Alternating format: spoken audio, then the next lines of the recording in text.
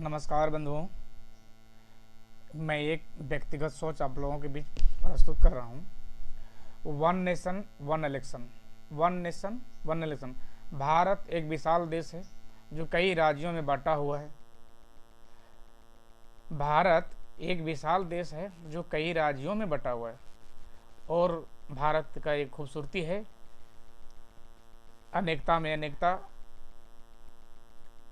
यहाँ लोकसभा का चुनाव एक अलग तारीख का होता है और राज्य के विधानसभाओं का चुनाव एक अलग तारीख को तय की जाती है और दोनों लोकसभा और राज्य विधानसभाओं का चुनाव दोनों का चुनाव 5 वर्ष के लिए ही होता है। मेरा यह एक व्यक्तिगत सोच है कि पूरे देश में राज्यों का राज्य विधानसभा और लोकसभा का चुनाव एक बार हो। आइए आपका इसका व्यवस्था किस प्रकार की है ऐसे देखते हैं। सभी दल अपना चुनावी एजेंडा तय करेंगे।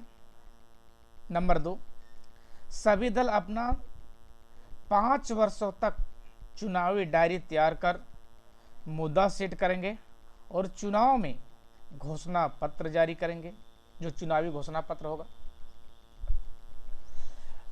नंबर 3, प्रत्येक वर्ष नेताओं को किसी न किसी राज्य में चुनाव का सामना करना पड़ता है। वह इसके लागू होने से अपने आप खत्म हो जाएगा और इसका आने वाले चुनाव के लिए तैयारी शुरू हो जाएगा।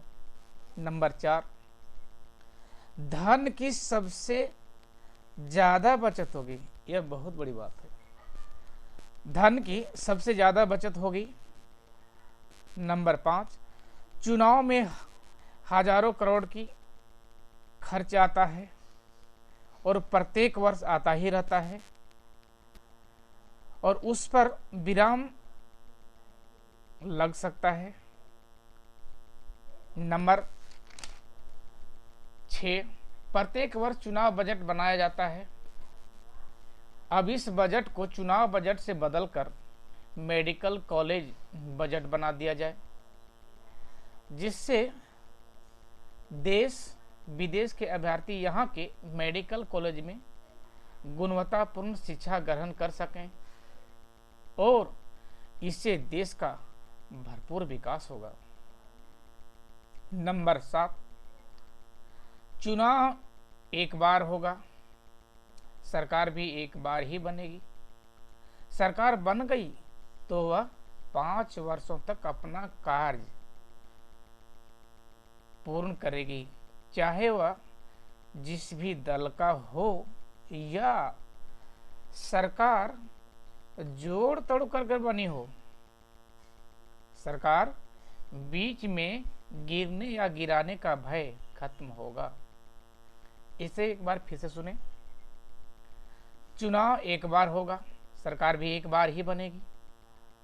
सरकार बन गई तो वह 5 वर्षों तक अपना कार्य पूर्ण करेगी, चाहे वह जिस भी दल का हो या सरकार जोड़ तोड़कर बनी हो।